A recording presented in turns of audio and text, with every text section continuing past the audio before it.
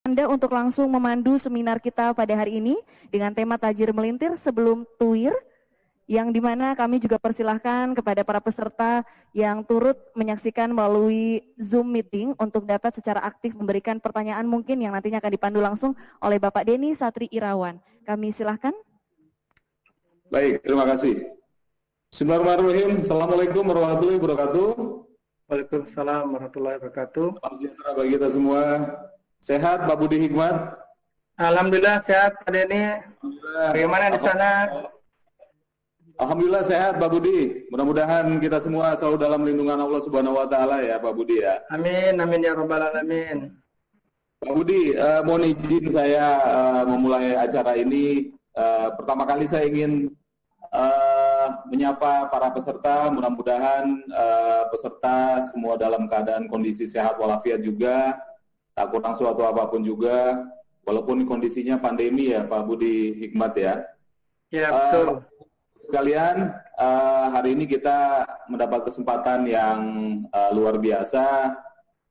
Kita akan diberi pencerahan ya, pencerahan dari pakar. Saya baca tanda kutip ya, Pak Budi Hikmat, sepak terjang Bapak ini di perekonomian Indonesia ini luar biasa, Pak. Mohon izin saya menyampaikan sedikit informasi tentang profil Bapak. Mudah-mudahan tidak meleset jauh, Pak ya. Pak Budi Hikmat ini lulusan UI ya, sarjana ekonomi 91 ya, Pak Budi ya. Betul. Kemudian Bapak lulusan Master Ekonomi dari National University of Singapore, researcher di APEM FEUI, Pak ya. Kemudian ya, Chief Economist Bahana Securities. Kemudian di Prasetya Mulia juga sebagai faculty member dan Analysis of Indonesian Economics. Lalu menjadi director di Bahana TCW Investment, dan terakhir saat ini Pak ya di Director for Investment Strategy Pak ya, Pak Budi Hikmat ya Pak ya. Ya betul. Alhamdulillah kita bisa memulai acara kita pagi ini Pak Budi Hikmat dengan tema Tajir Melintir Sebelum Tuwir, dan insya Allah sih peserta-peserta kita juga dari berbagai macam kalangan, kemudian dari berbagai macam usia, dan harapannya sih sebenarnya kaum milenial juga bisa mempersiapkan diri nih Pak Budi Hikmat ya, untuk bisa hidup bahagia dan sejahtera di kala tua. Jadi posisi tajir melintir sebelum tuwir ini bisa tercapai nih ya Pak Budi. Mungkin sekilas itu yang bisa saya sampaikan profil dari Pak Budi. Mungkin kalau ada yang kurang-kurang nanti silakan Pak Budi untuk menambahkannya. Dan waktu dan tempat kami persilakan, nanti ada paparan, nanti ada sesi tanya jawab juga. Mudah-mudahan kita bisa memanfaatkan waktunya secara efektif dan efisien. Terima kasih. Waktu dan tempat saya persilakan Pak Budi Hikmat. Terima kasih Pak Denny. Bismillahirrahmanirrahim. Assalamualaikum warahmatullahi wabarakatuh. Bapak Ibu sekalian, para teman-teman, terutama yang milenial yang tadi disebutkan oleh Pak Denny, ya, saya sangat bersyukur mendapat undangan seperti ini ya. Perkenankan saya, karena saya sebagai Director for Investment Strategy, saya sudah 23 tahun di Bahana ya. Saya juga sempat pengajar di Prasetya Mulia, juga di FEUI gitu. Saya berkarir sejak krisis Pak 97 ya, kemudian melintasi berbagai krisis ya. Saya belajar bagaimana krisis terjadi, menebak kapan krisis terjadi, kemudian juga mencegahnya, bahkan memanfaatkannya Pak. Ini bagian yang terakhir ini yang ingin kita sharing. Saya juga mengembangkan komunitas Nabi Yusuf karena ada pengalaman spiritual 17 tahun yang lalu, luar biasa. Dalam kesempatan ini saya sangat mengharapkan kepada para pemirsa sekarang ya sekalian untuk nantinya mengkaji dan menguji apa yang saya sampaikan. Jangan langsung percaya. Kita gunakan kesempatan untuk berpikir kritis ya, sampai katakanlah meyakini ya, baru nanti kita terapkan. Jadi ini penting sekali untuk berpikir kritis.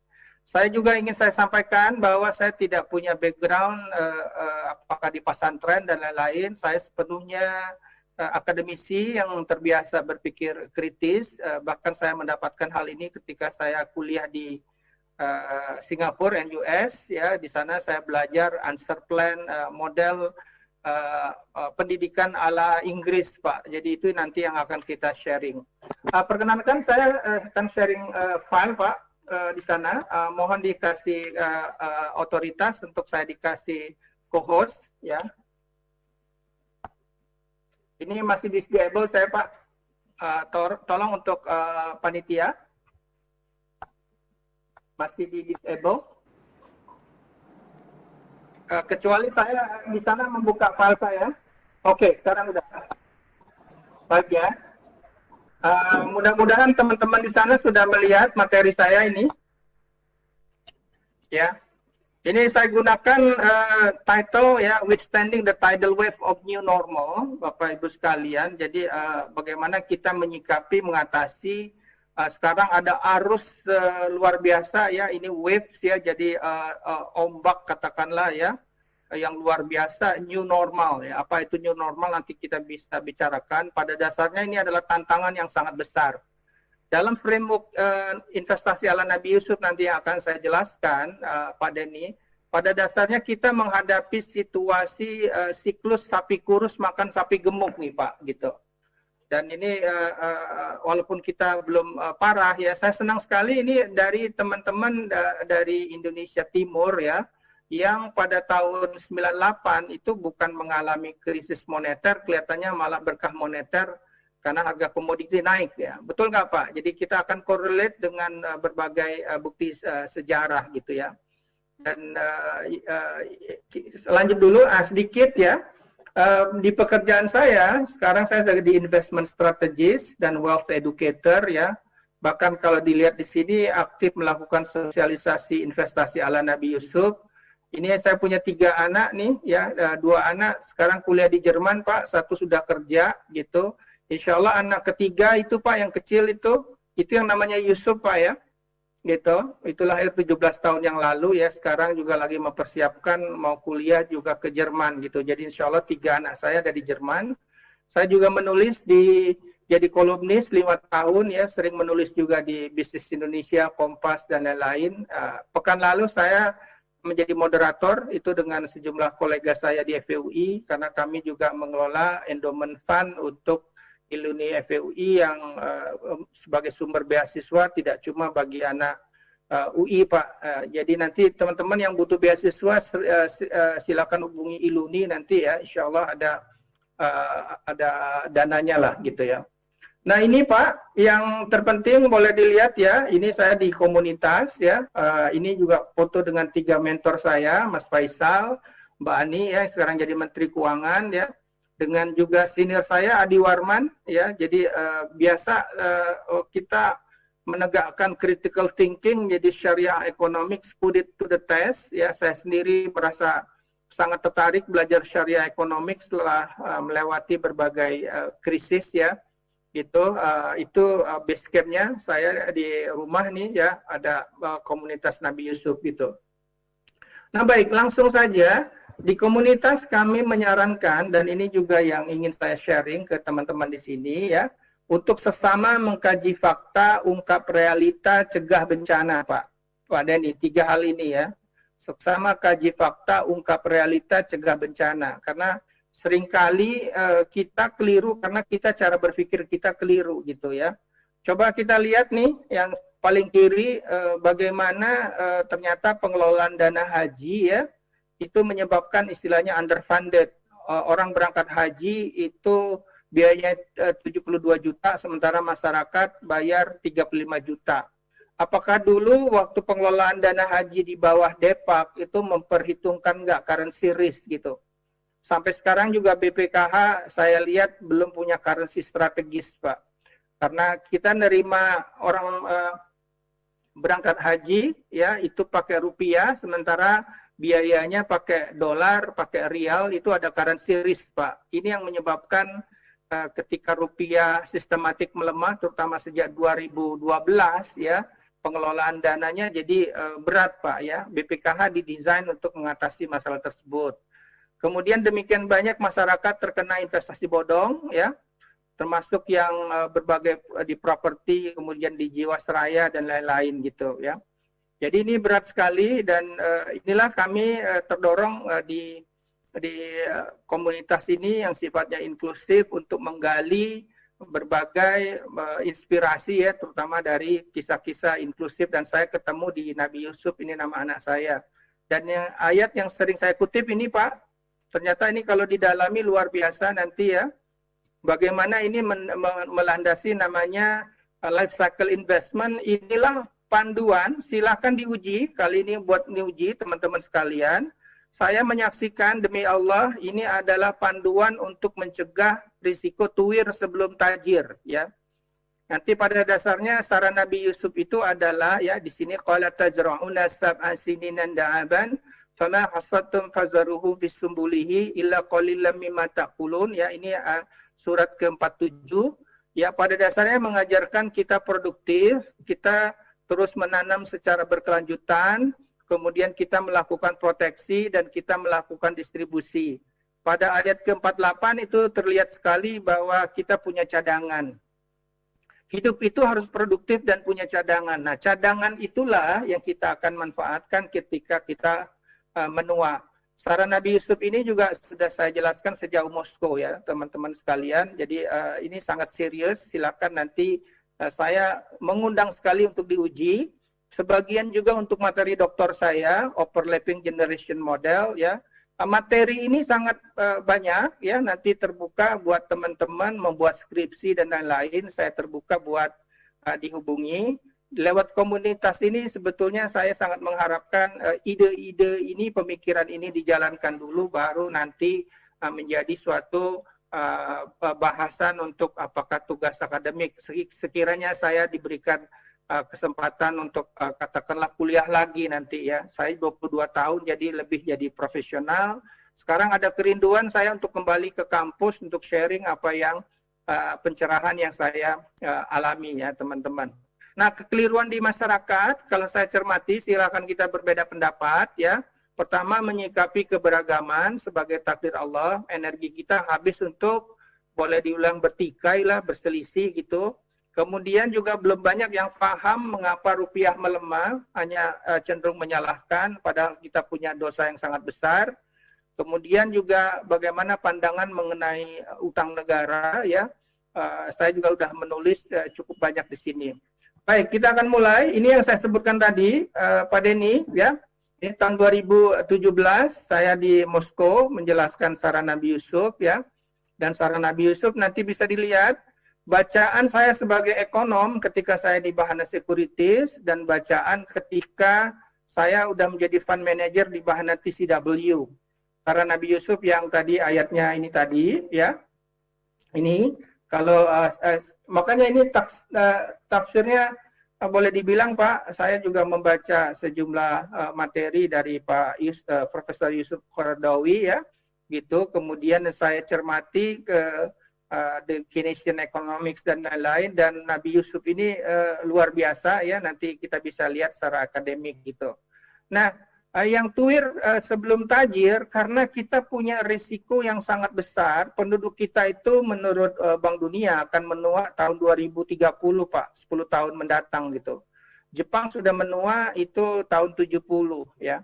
Dan yang konsep Nabi Yusuf ini beralih menjadi konsep kemakmuran semesta, karena angka 7 ya, qalat tajrauna sab'a sininan da'aban, itu kelihatannya perlu lebih rileks untuk diterjemahkan, bukan dalam artian 7 tahun, tapi periode yang cukup panjang.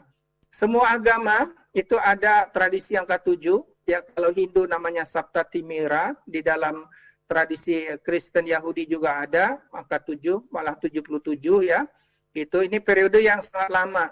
Saya hayati bahwa masa malang, sapi kurus, itu cenderung terjadi ketika seorang itu pensiun, ya, atau tidak bisa bekerja.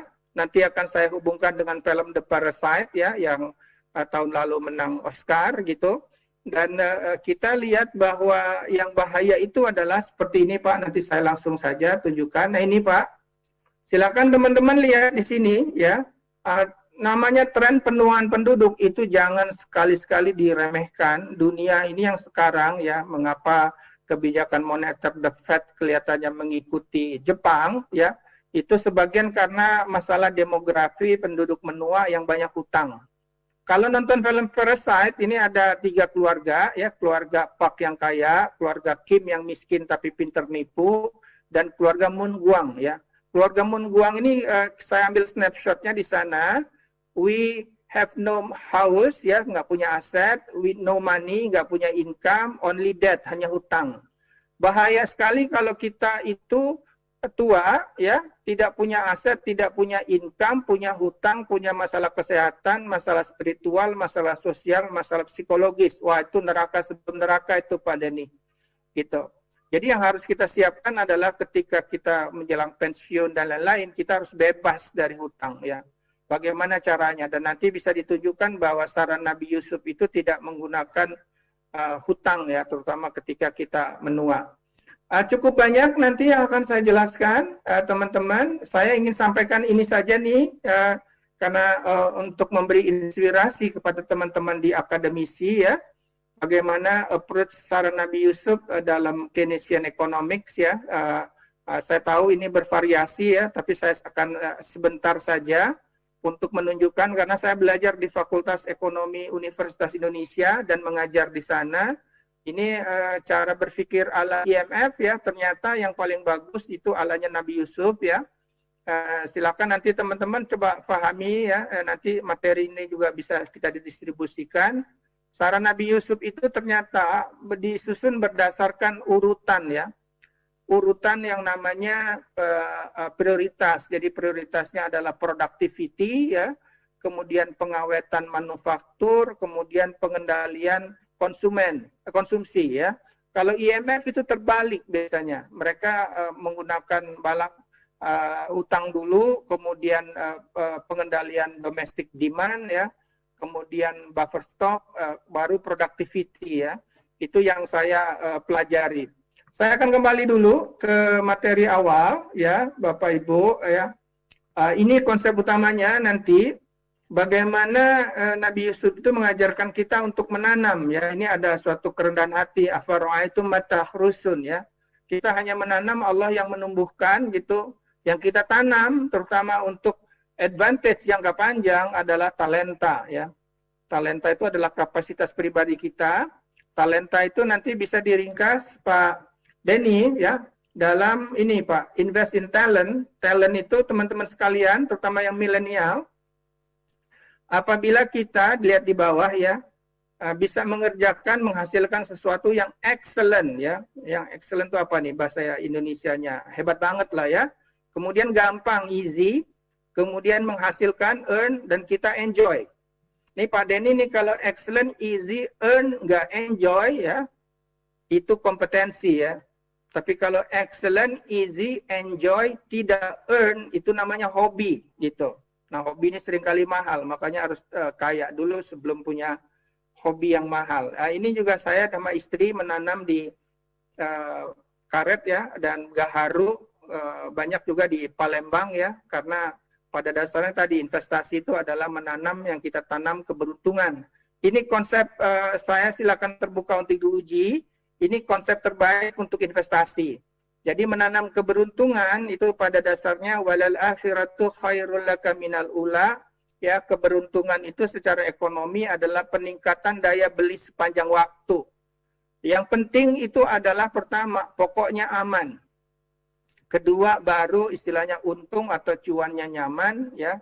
Kemudian gampang dilikuidkan, gampang dijual. Panduan ini insya Allah mencegah kita dari investasi bodong. Kebanyakan masyarakat kalau ditawarkan investasi, lihat untungnya dulu. Keliru itu. Bukan return on capital, tapi return of capital. Ini pengalaman lebih dari 20 tahun. Jadi kalau ditawarin investasi, pertama mesti tanya, kalau saya taruh 100 juta, bisa nggak dalam waktu 6 bulan balik 100 juta? gitu. Balik lagi pokoknya itu berarti credit risk ya itu aman ya, kemudian juga itu gampang dicairkan, gampang ditarik. Teman-teman sekalian, investasi itu ya bukan cuma bisa masuk tapi bisa keluar enggak. Silakan ya, saya sangat menyarankan ingat 3 hal ini ya, credit risk atau return of capital ya pakai huruf of ya. Kemudian keuntungan return on capital yang harus mengalahkan inflasi. Ketiga itu liquidity risk ya, gampang dicairkan pokoknya ya. Saya berusaha sistematik memberikan pencerahan ya. Oke, saya akan sharing dulu suatu kenyataan bahwa resiko tuwir sebelum tajir itu besar sekali. Teman-teman sekalian, saya berharap kita fokus pada praga ini ya. MIT 2030 itu adalah middle income trap ya. Penduduk terjebak income menengah ya. Brazil pernah terjebak selama 20 tahun ya. Yuk, mari kita lihat. Ini datanya cukup lama. Kita ambil saja Pak Dani yang di grafik kotak ya, itu dari Bank Dunia. Teman-teman, mari kita lihat. Kalau pertumbuhan ekonomi Indonesia dari tahun 2013 sampai 2030 rata-ratanya 6%, diproyeksikan GDP per kapita Indonesia saat itu $8.500 per tahun. Ya, ini per orang. Silakan dikalikan kurs ya.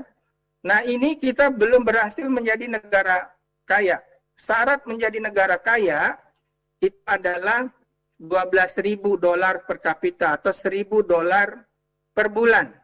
Jadi kalau pakai kurs sekarang 14.800, siapapun yang mendengarkan presentasi ini, yang gajinya per bulan kurang dari 14,8 juta, itu belum orang kaya. Harus di atas itu, ya. Nah, sekiranya pertumbuhan ekonomi bisa dipacu 10%, kita udah lulus dengan 16,6. Ketika saya kuliah di Singapura, itu mereka udah lulus, mereka udah menua tahun 91, itu dengan 24.000. Silakan lihat dulu Jepang. Jepang menua dari tahun 70. Saat itu mereka udah lulus dengan 20.000 gitu. Jadi apalagi terjadi COVID ini, harga komoditi turun. Ya teman-teman di Makassar merasakan nggak harga komoditi tidak seperti tahun 2000 berapa? 2010 atau 2011? Pak Denny punya perkebunan atau punya konsesi batu bara misalnya ya, bisa dilihat harganya itu anjlok. Saya akan nanti tunjukkan ke teman-teman sekalian. Nah coba lihat, ini ada peraga berbagai negara dari tahun 81 ya. Terlihat bahwa saat ini yang GDP per kapitanya sangat tinggi itu adalah Singapura. Bisa dilihat ya Pak Denny, Singapura yaitu sekitar 64.000 ya. Indonesia masih sekitar 4.200 katakanlah ya, Korea dan lain-lain. Mereka ini boleh dibilang melesat, sementara Indonesia ini kelihatannya kalau kita seperti ini aja. Halo teman-teman, kalau kita seperti ini aja, risiko tuwir sebelum tajir itu sangat nyata. Dan saya akan tunjukkan nanti dalam beberapa menit ini, mohon teman-teman sekalian bersabar dengan cara saya menjelaskan semuanya pakai peraga. Karena ini kita melihat dari atas, semoga kita mukasyafah. Ya, semoga kita tercerahkan bahwa kita punya tantangan yang sangat besar. Ya, dan itu kita makin menghayati saran Nabi Yusuf sebagai kebenaran dan insya Allah kita akan meneladaninya. Dari peraga ini kelihatan kan? Bahwa kita masih jauh ini. Risiko tuwir sebelum tajir sangat nyata. Ya, perkenankan saya akan sampaikan satu peraga yang sangat penting, teman-teman sekalian. Saya akan pelan-pelan karena ini terus terang peraganya kelihatan ruwet, tapi sangat penting. Ya, dengan katakanlah premis begini dulu. Saat ini, mohon maaf ya bagi Bank Indonesia dan lain-lain ya. Bagi pemerintah, karena juga saya banyak memberikan saran juga kepada pemerintah, rupiah sesungguhnya tidak memiliki hak banyak untuk menguat. Ya, kita akan lihat, coba buktikan. Dan kondisi sekarang, Pak Denny dan teman-teman, terutama yang di akademisi ya mirip seperti sebelum krisis 98. Walaupun kita tidak mengarah kepada krisis 98 ya. Jadi ada beberapa. Ya, siap ya Pak Denny ya. Saya akan pelan-pelan menjelaskan peraga yang sangat penting ini. Ini Pak Denny. Ya. Ya. Yuk, pelan-pelan ya teman-teman. Lihat yang paling bawah dulu, temukan yang warna merah Pak Denny, itu adalah kurs rupiah. Kurs rupiah terlihat dari tahun 2011 itu cenderung naik ke atas, artinya melemah. Kelihatan Pak yang ini yang saya pakai cursor, teman-teman. Ya, kelihatan Pak. Kelihatan Pak Budi. Mudah-mudahan masih pagi ya, ini masih pagi nih. Ini Ya, adalah rupiah kita tercinta ya. Mungkin dari angka 8.000 ke katakanlah sempat ke 16.300 ya. Saya akan perkenalkan mengapa rupiah melemah, ada faktor internal dan ada eksternal ya. Boleh dibukakan salah satu mahasiswa atau apa selain Pak Denny untuk bisa interaktif bahwa hal ini difahami. Internalnya teman-teman itu yang warna abu-abu, grafik batang ya, itu adalah selisih antara ekspor dikurang import barang dan jasa. Ekspor dikurang import barang dan jasa dikenal sebagai neraca berjalan atau current account. Ekspor menghasilkan falas, import butuh falas. Kalau ada di bawah seperti itu sejak tahun 2011 atau 2012, berarti import kita jauh lebih besar ketimbang ekspor. Bahwa kita butuh dolar, permintaan dolar tinggi, itulah rupiah melemah. Nah, hal ini juga terjadi dulu sebelum 98. Paham ya Pak Denny? Ya, defisit neraca berjalan ya Pak, perdagangan berjalan. Betul, Ya. betul sekali ya. Kemudian lihat yang warna hitam. Warna hitam itu adalah indeks dolarnya sendiri. Nah, tapi cara bacanya beda nih. Indeks dolar kalau naik, ya sejak tahun 2008 itu trennya menguat, terutama juga sejak tahun 2014 ya. Ke depan sih orang berharap dan saya juga berharap dolar itu melemah karena memang kebanyakan liquidity, itu sebabnya harga emas naik. Jadi teman-teman sekarang masukkan emas dalam kelompok aset yang perlu diinvestasikan untuk 10 tahun ke depan ya. Nanti saya akan jelaskan juga. Oke. Tapi coba lihat ini ya, dolar itu bagaimanapun trennya masih cenderung menguat ya, gitu. Dan inilah yang melandasi mengapa rupiah melemah. Kita punya katakanlah current account deficit itu dosa, kita punya dosa, sementara yang namanya dolar juga menguat ya. Dolar dulu pernah menguat katakanlah di bulan Maret ya, bulan Maret tahun ini tuh luar biasa ketika orang panik gitu. Nah, kita balik dulu sebelum krisis 98. Permasalahannya sama. Pak Denny bisa lihat nggak yang warna hitam? Dolar itu cenderung menguat dari tahun 95 ke tahun 2001. Pak Denny yang warna hitam ketemu ya? Dan kita punya dosa current account. Makanya rupiah melemah tahun 98 itu seharusnya.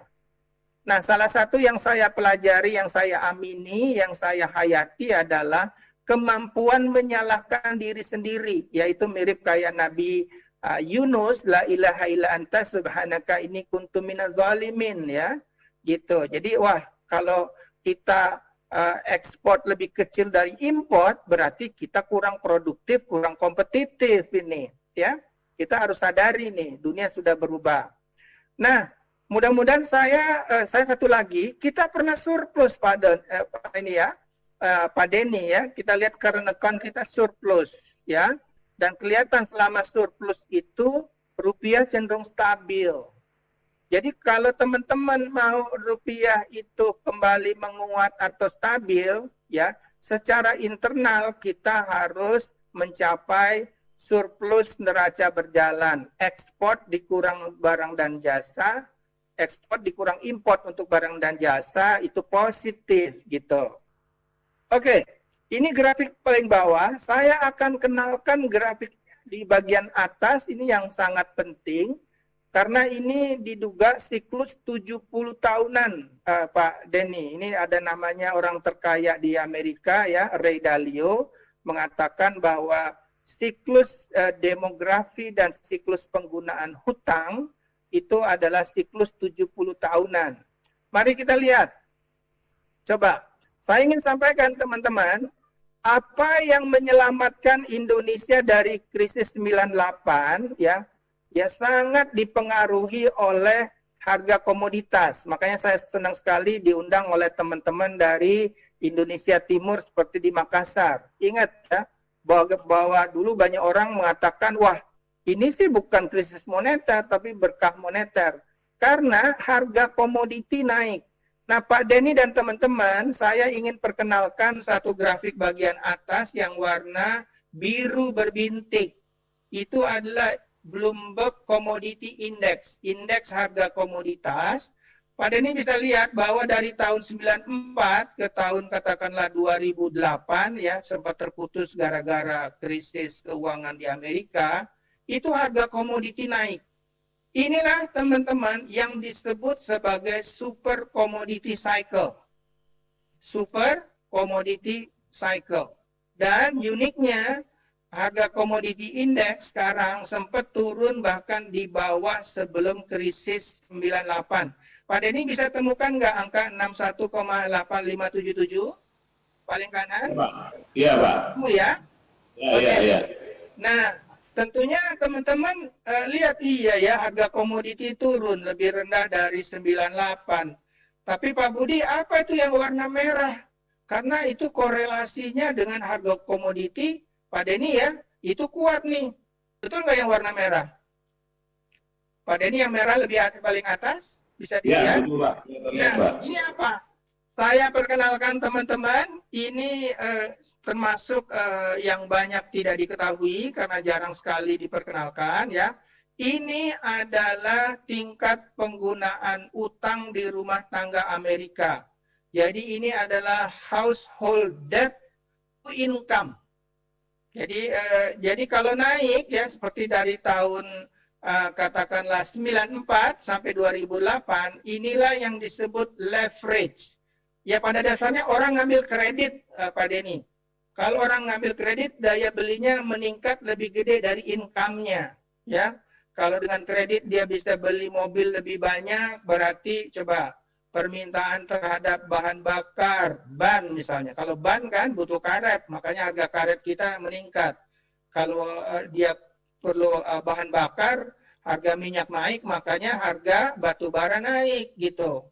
Nah, penggunaan utang ini sempat dari 84,4%, ini gede sekali. Orang Indonesia umumnya under leverage, karena nggak semua orang punya kredit. Tapi di luar negeri sana, di Jepang terutama ya, di Amerika, ini penggunaan utang, ya kredit, ya itu sangat sengit boleh dibilang Pak, ya karena mereka mengatakan tanpa kredit ekonomi kurang gesit gitu, ya. Jadi nah, Bapak bisa lihat bahwa puncaknya leveraging itu terjadi tahun 2008, teman-teman, ya. Itu sekitar rasionya 133. Ya. Dan setelah itu, nah ini dia bertambah dengan yang namanya penuaan penduduk, ya. Mereka melakukan deleveraging, penurunan utang.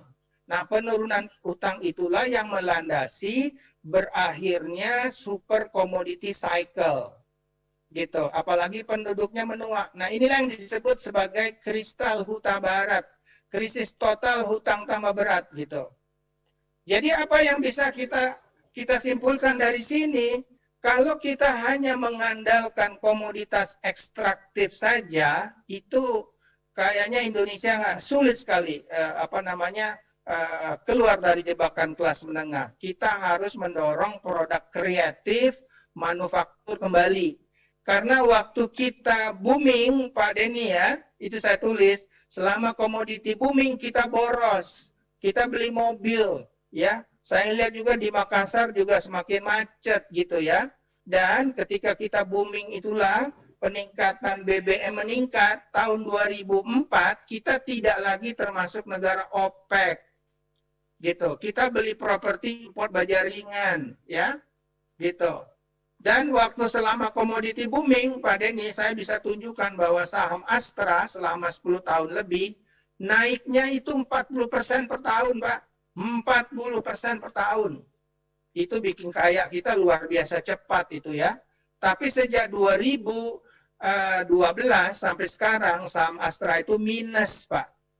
Itu turun ya. Nah, ini berarti kita harus berubah. Misalnya apalagi ada COVID, apakah ke digital ekonomi. Saya akan berhenti dulu di sini ya untuk memberikan jeda kepada teman-teman yang tertarik untuk bertanya. Silakan pakai chat. Karena kalau peraga ini belum difahami ya, ini sulit kita melangkah. Harus ada kesadaran dulu, oh iya dari peraga ini penting sekali bahwa risiko tuwir sebelum tajir itu berat. Teman-teman di Makassar yang hanya nanam karet saja atau nanam CPO saja, kalau cuma ekspornya bahan mentah, Pak, dunia udah berubah. Kita harus misalnya di CPO itu ada yang namanya hilirisasi, misalnya apakah kita menghasilkan katakanlah produk turunannya dan lain-lain ya gitu. Demikian Pak Denny, silakan sekira Pak Denny juga ada pertanyaan kita bisa bahas sementara saya minum dulu Pak. Silakan Pak Budi Hikmat. Terima kasih paparannya Pak Budi Hikmat. Menarik sekali Pak Budi. Mungkin ada pertanyaan dari para peserta sebelum kita lanjut karena memang sesuai yang disampaikan oleh kita harus pahami bagan yang tertera di screen. Mungkin ada yang ingin bertanya, silakan. Ya, ini teman-teman sekalian sangat penting karena ini bagaimana contoh penerapan makroekonomi sesungguhnya ya. Kita melihat ada namanya transmisi dari dynamic ekonomi global ke kita, baik dalam keadaan positif maupun negatif. Nah, sekarang ini nanti ketika penduduk menua ya, central bank di Amerika, di Jepang, di Eropa itu mempermudah masyarakatnya yang menurunkan hutang, tingkat hutang ya, dengan cara mempermurah biaya membayar hutang. Jadi nanti mereka akan menurunkan suku bunga, ada kuantitatif easing sehingga suku bunga rendah. Nah, kalau suku bunga terjaga rendah, itu paling bagus kita beli surat utang negara. Itulah sebabnya Pak Denny, ketika sejak tahun 2012 boleh dibilang ya, 10 tahun terakhir atau lebih nih, lebih dari 20 tahun, saya sebagai investment strategist. Jadi kalau investment strategist, saya harus lihat medannya dulu kayak apa. Ini profil ekonomi dunia dan dampaknya ke ekonomi Indonesia. Kalau kita defisit ya ada baiknya ya terpaksa kita harus punya aset dolar. Apalagi Bapak Ibu sekalian katakanlah di Makassar ya yang membutuhkan dolar untuk import ya gitu. Ini untuk apa? Untuk membayar anaknya kuliah dan lain-lain. Ya BPKH tentunya harus punya aset dolar karena dengan current account deficit rupiah itu cenderung lemah. Teman-teman bisa lihat ya, ketika kita current account surplus, rupiah itu stabil. Jadi jangan ngeyel ke pemerintah kenapa rupiah itu tidak menguat, lah kita defisit. Jadi itu nggak make sense kita memaksakan bahwa secara fundamental rupiah kita itu cenderung tertekan selama current account defisit tidak bisa dikendalikan. Ya. Pak Budi menarik sekali. Ya, silakan Pak Denny. Nah, ini kita sudah pernah mengalami peak condition di mana posisi di tahun 2008 ya Pak Budi ya. Iya. 2008 itu kan boleh dibilang kondisi yang sangat baik. Sebenarnya rahasianya apa Pak? Kita pernah mencapai kondisi itu, kemudian bisa. Saya akan bahas itu Pak. Saya akan bahas itu. Ini ada pertanyaan yang menarik soalnya Pak Adi. Izin bertanya Pak, Indonesia selalu digemborkan akan mendapat bonus demografi berupa masyarakat produktif pada 2030 ya. Gitu. Ya. Ini menarik pertanyaannya, mengarah ini bisa jadi bencana sosial demografi itu. Produktif ya, itu bagus ya. Tapi kalau dia nggak punya cadangan, itu berat. Ya, jadi kalau produktif itu berarti current account kita surplus. Buktikan kita produktif. tapi apakah kita itu yang namanya bisa punya cadangan? Itu penting sekali. Jadi di sana nanti teman-teman saya langsung aja gini, karena pengalaman spiritual saya terjadi hari Jumat dan ini juga hari Jumat ya gitu. Yang terberat dari saran Nabi Yusuf itu bukan mengartikan sarannya sebagai strategi atau tahapan investasi growth protection distribution. Sebentar ya, saya akan tunjukkan di pengalaman kami ya belajar katakanlah mengajarkan investasi ya. Ya, ini silakan lihat fase investasi growth protection distribution, itu saran Nabi Yusuf ya, surat 12 ayat 47. Pada ini pengalaman saya di rumah juga terberat itu adalah bagaimana bersikap seperti Nabi Yusuf yang mampu mengendalikan amarah dan syahwat. Amarah itu adalah kecenderungan spontan, reaksi spontan ketika kenikmatan terusik. Misalnya subsidi BBM dikurangi aja langsung marah ya. Padahal jelas kita produksi BBM kita itu hanya separuh dari konsumsi. Itu kebijakan-kebijakan yang sifatnya tidak populis itu langsung dilawan. Padahal itu penting. Ya seringkali kita tuh startnya dengan nikmat membawa sengsara, bukan sengsara membawa nikmat gitu. Kebijakan yang baik itu seringkali kebijakan yang kurang populis. Sementara syahwat itu bukan cuma masalah seksual. Syahwat itu adalah kecenderungan monoton mengejar kenikmatan. Pengen punya HP baru yang biayanya lebih tinggi dari pendapatan. Kita terpaksa ngutang gitu. Ya, inilah yang kejadian di kita. Jadi kemampuan mengendalikan amarah dan syahwat konsumtif ya, itu sangat berat. Jadi tadi pertanyaannya dari Anonymous ya, nggak nyebutkan namanya. Kami juga sudah menulis bahwa yang namanya penduduk bisa menjadi bencana. Kalau kita tidak mengajarkan apa yang disebut sebagai istilah kerennya intertemporal welfare, Pak. Bukan cuma kita bicara kini di sini, tapi nanti di sana ketika kita menua. Itu sebabnya tadi, Pak, yang bertanya, ini bagus sekali pertanyaannya. Ini kalau itu saya akan berikan hadiah nih ya, gitu. Jadi yang penting itu adalah bagaimana supaya kita ya itu bisa punya cadangan. Produktif tapi nggak punya cadangan, Pak. Ya, itu sama saja nggak surplus namanya. Jerman, negara tempat anak saya kuliah dan bekerja, Pak, mereka menggelar stimulus 10% GDP. Itu. Karena mereka surplus, Pak. Nah, Indonesia ini berat sekarang, sudah kita defisit, tiba-tiba pemerintah harus menggerakkan ekonomi dengan kebijakan stimulus, harus berhutang. Banyak orang yang hanya marah-marah gitu. Kenapa berhutang? Saya sarankan hutang pemerintah itu menjadi sarana investasi yang paling bagus. Sekarang Pak Denny, saya cuan terus terang aja, ya beruntung ya. Selama krisis ini saya make a lot of money, Pak. Gitu. Karena saya investasi di SBN. Saya juga berinvestasi di saham. Sekitar 40% finansial aset saya itu dalam bentuk SBN. Nanti kita akan sampai ke sana ya teman-teman. Jadi untuk Pak Anonymous attendee ya, ini kita betul-betul harus memacu yang namanya literasi investasi. Ini ada beberapa buku, silakan dibaca ya. Sebagian ini saya pilihkan buat teman-teman sekalian. Automatic Millionaire dari David Bach. Ini sejalan dengan saran Nabi Yusuf. Qala tajra'una sab'a sininan da'aban, hendaklah kita itu pay yourself first ya, membayar diri kita terlebih dahulu di masa yang akan datang. Pak, misalnya kalau kita punya income itu katakanlah 5% ya, setelah kita bayar juga zakat, itu buat masa depan kita ya, diinvestasikan ya. Masa depan itu Pak Denny ya, secara katakanlah manusiawinya ada dua risiko. Mati terlalu cepat, kasihan keluarga yang ditinggalkan ya, atau hidup terlalu lama, kasihan keluarga yang membiayai.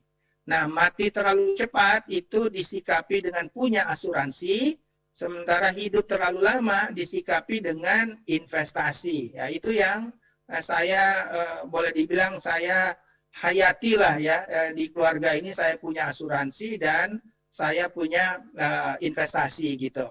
Ya, saya ke pertanyaan selanjutnya. Resesi itu menguntungkan petani sebab bahan pokok naik dan tentunya nggak seperti ini ya Pak ya. Jadi maksud saya dulu ketika Indonesia tahun 98 ya, itu katakanlah ekonominya jatuh ya, itu harga komoditi global itu naik ya, dan dolar juga menguat. Jadi teman-teman di saya juga di Sumatera besarnya ya, itu ya boleh dibilang menikmati windfall ya. Hari ini diposting Ibu Sri Mulyani itu bagaimana tahun 98 diundang oleh Pak Jokowi saat itu ya untuk jadi pembicara. Pak Jokowi saat itu beruntung karena ketika rupiah melemah ya dia bisa mengekspor mebelnya Pak gitu ya. Jadi itu menunjukkan. Jadi saya yang masalah pupuk dan lain-lain tentunya harus kita sikapi ya, karena masalahnya juga kita ini memang membuka permasalahan kita sulit mengekspor itu karena kita punya masalah penyediaan bahan baku selain juga untuk infrastruktur. Pak Denny, saya akan karena waktu saya sampai jam berapa ya?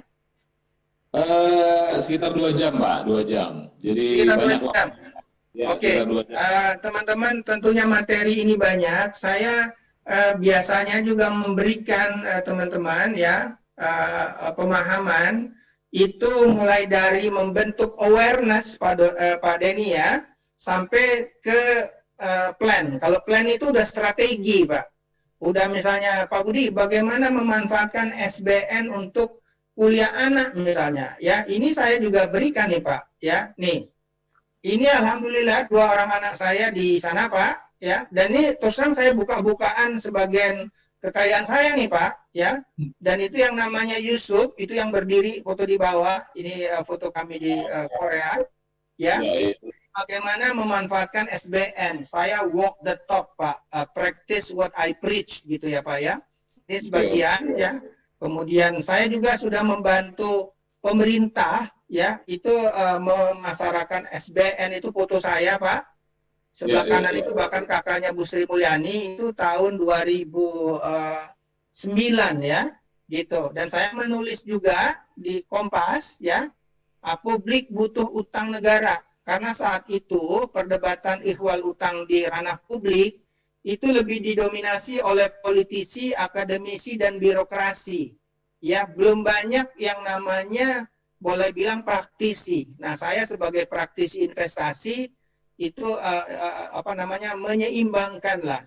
Banyak permasalahan terkait sinisnya terhadap utang negara itu karena memproyeksikan trauma berhutang di level pribadi ke tataran negara. Itu sangat keliru. Karena negara dengan kemampuan menarik pajak itu kapasitas kita besar sebetulnya ya. Dan namanya hadis bahkan terkait utang itu juga balance ya. Hati-hati berhutang sebab hutang itu sumber kesedihan di malam hari dan kehinaan di siang hari, itu riwayat Baihaqi ya. Tapi ada juga hadis Ibnu Majah mengatakan bahwa mereka yang berhutang dengan niatan tidak membayar hutang akan dianggap sebagai pencuri yang tidak berhak masuk surga Pak. Gitu. Jadi bagaimana nanti cara berhutang yang benar? Ya, yang saya lakukan berhutang produktif, membeli katakanlah lahan dulu untuk saya jadikan kebun ya. Bahkan saya juga bisa menghutangi pemerintah Pak dengan investasi di SBN. Teman-teman nanti bisa disaksikan SBN itu termasuk investasi yang high return low risk. Nanti kita bisa buktikan. Silakan nanti teman-teman bertanya ya.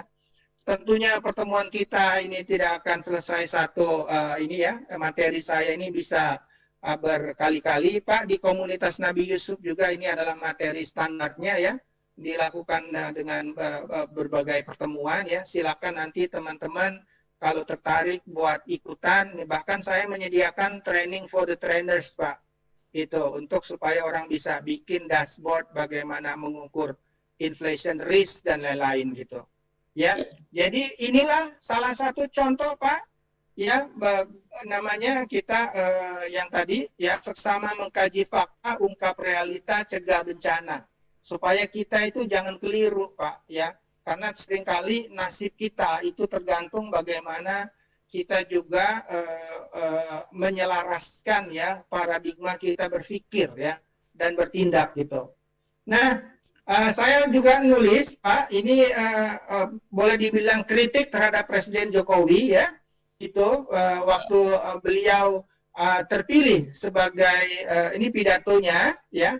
Silakan ini teman-teman sangat applied dan saya juga tulis di Kompas ya, terbuka sekali ya, bahwa ketika pidatonya ya beliau mencanangkan visi kemakmuran dengan target bersama PDB kita 320 juta per tahun ketika Indonesia memperingati 100 tahun kemerdekaan. Jadi tahun 2045. 2045 berapa tahun lagi nih Pak Denny? Sekitar 25 tahun ya. 25 tahun. Oke. Apa yang saya kritisi ya? Pertama, ketika kita menua, ketika 2045 itu sebetulnya 15 tahun sebelumnya 2030 penduduk Indonesia itu menua. Ya, kalau begitu pendapatan 320 juta per tahun, silakan dibagi 12. Sebentar saya ambil kalkulator. Teman-teman juga silakan. Kita fokus di materi ini ya, teman-teman.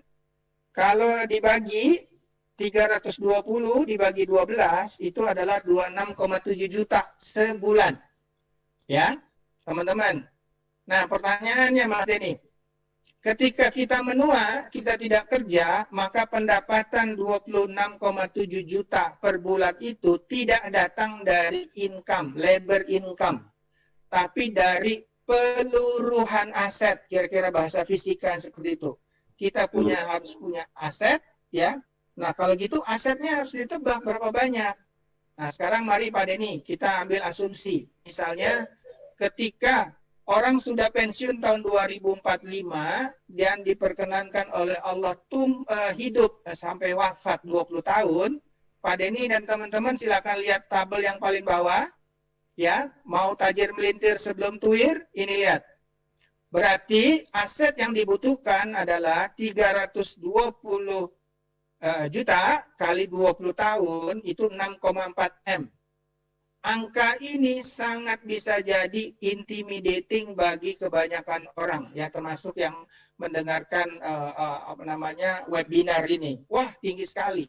Apa mungkin gitu. Nah, ini ya kita akan bukakan ya pengalaman saya berinvestasi dan lain-lain. Insya Allah ini bisa kita lakukan. Ya, berarti kita tadi dengan mengikuti saran Nabi Yusuf sebagai acuan. Ya, qala tajra'una sab'a sininan da'aban itu berkelanjutan. Berarti saya harus pay yourself first, bayarlah dirimu terlebih dahulu. Berapa yang harus disisihkan? Nah, misalnya bagi milenial sekarang yang baru masuk kerja dan yang namanya dia akan bekerja selama 30 tahun, sekiranya Pak Denny, ada satu aset investasi yang menghasilkan per tahun 10,5%, maka yang bersangkutan perlu menyisihkan rutin setiap bulan selama 30 tahun sebesar 2,47 juta. Ya, ini dia. Dan itu cara rumusnya itu pakai Excel, PMT. Nah, ini pun seringkali intimidating. Wah, Pak, saya nggak punya dana seperti itu. Sekarang saya baru belajar nih. Nantinya Pak Denny, seperti di bukunya David Bach, ya, kita bisa sesuaikan dengan cara prosentase. Misalnya yang baru mulai kerja, mampu dong 5% dari pendapatannya buat beli SBN, buat beli obligasi reksadana obligasi negara, itu kita start dengan 5%. Saya sekarang aja Pak Denny, 25% dari gaji saya itu saya investasikan. Berarti nanti ya silakan disesuaikan nanti. Inilah yang namanya prosentase. Di dalam buku David Bach itu sendiri ada klien dia, itu dia maksimum 10% dari pendapatan per bulannya diinvestasikan. Karena saya mau pensiun lebih dulu Pak Denny supaya saya bisa sosialisasi investasi ala Nabi Yusuf ini dengan lega lah boleh dibilang ya. Dan ini pun gratis ya kemana-mana, dan ini adalah jihad literasi. Kesyukuran saya mendapatkan pencerahan 17 tahun yang lalu ya. Nanti materi ini pun tepis jebakan kelas menengah ini akan saya sharing ya. Ini yang visinya Pak Jokowi itu harus harus diartikulasikan, diwujudkan lewat aksi. Nah, ini seringkali yang belum kelihatan itu ya. Jadi walaupun ya saya coba lihat juga masalahnya ke masyarakat kita, edukasi welfare, edukasi perencanaan kemakmuran, dan ini luar biasanya inspirasi Nabi Yusuf. Tadi bagus sekali Pak Denny bicara milenial, karena milenial ini ada pertarungan berat Pak dalam dirinya Pak. Itu peer pressure milenial ini lifestyle. Look rich versus being rich Pak.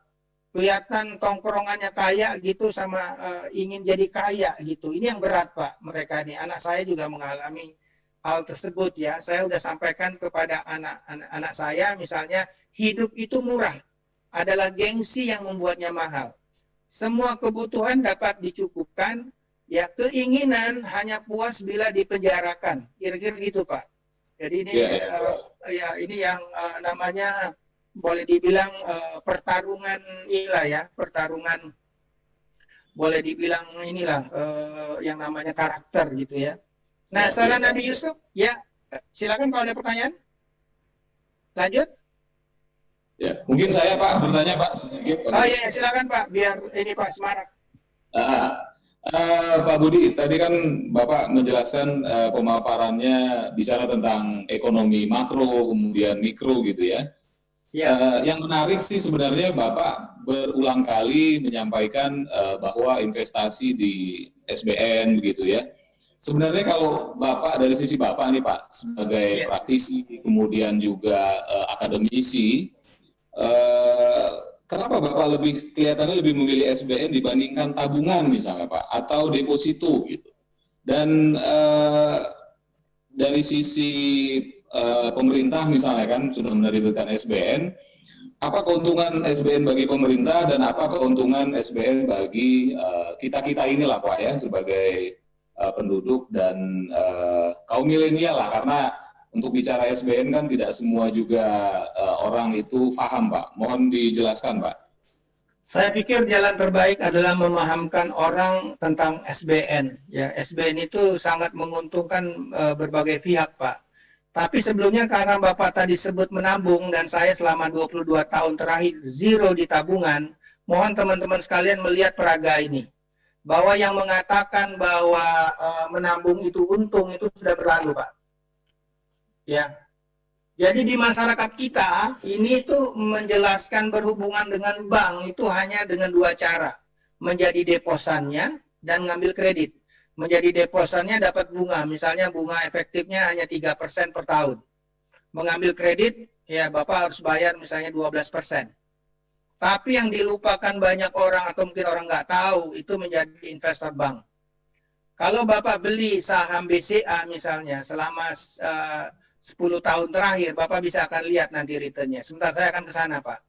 Masa gemilang deposito telah berlalu, mari kita lihat, teman-teman sekalian, ini data dari tahun 95, ya. Dulu Bapak bisa lihat nggak yang warna merah? Itu adalah suku bunga, Pak. Suku bunga deposito sempat 60%, Pak. Ketika kita krisis. Jadi menabung itu untung ketika ekonomi Indonesia sekarat, titik. Gitu. Dan Bapak lihat saldo deposito milik individu yang warna biru itu cenderung naik. Padahal bunga Pak itu sempat turun naik, tapi sekarang itu turun dan kemungkinan besar akan tetap turun. Karena di dunia itu lagi kebanjiran duit. Bank Indonesia juga cut rates cukup agresif ya, 100 basis point. Jadi kalau untuk dalam perspektif wealth, kalau mau deposito, saya pun sekarang ya investasi saya di pasar uang yang basisnya deposito. Itu jauh lebih menguntungkan karena saya bergabung dengan kekuatan yang gede, ya. Reksadana pasar uang kami itu size-nya sekarang 5 triliun, Pak. Dan dengan reksadana pasar uang itu, Pak, setara deposito boleh dibilang setara deposito premium, Pak, ya. Itu hasilnya lebih bagus. gitu ketimbang deposito. Jadi reksadana pasar uang itu untuk liquidity Pak yang saya lakukan. Tapi yang namanya SBN itu untuk pengamanan pokok. Nanti akan saya tunjukkan Pak bagaimana pemanfaatan SBN untuk pembiayaan kuliah anak saya tahun depan. Ya Pak ya. Jadi Bapak bisa lihat nih sekarang demikian banyak di Indonesia itu penabung. Ya sekitar 1.200 triliun Pak. Silakan teman-teman lihat peraga ini. Saya akan datang dengan begitu banyak peraga ya supaya saya nggak ngomong doang Pak, mau nunjukin ada buktinya. Jadi peraga ini menunjukkan satu suku bunga deposito yang warna merah, Pak Denny bisa lihat ya. Dan satu lagi adalah saldo deposito milik individu. Ya, dari sini Pak, masyarakat kita tuh penabung. Ya, jadi ini karakternya. Jadi salah satu yang kita harus dorong masyarakat kita adalah dia paham betul menyikapi uang sebaik mungkin gitu. Bukan berarti saya berlawanan dengan bank Pak, enggak ya. Saya punya hak sepenuhnya mengelola aset saya. Saya juga tetap di deposito, bank juga bisa dan menurut saya sekarang yang terlalu untung itu bank. Bapak mau lihat datanya ya? Oke, yuk sekalian teman-teman saya akan tunjukkan dulu ya bagaimana kalau kita berinvestasi cukup lama. Sebentar. Ayo kita lihat nih. Berinvestasi di pasar modal, di saham itu ada dua keuntungan Pak Denny. Ya, sebenarnya tiga.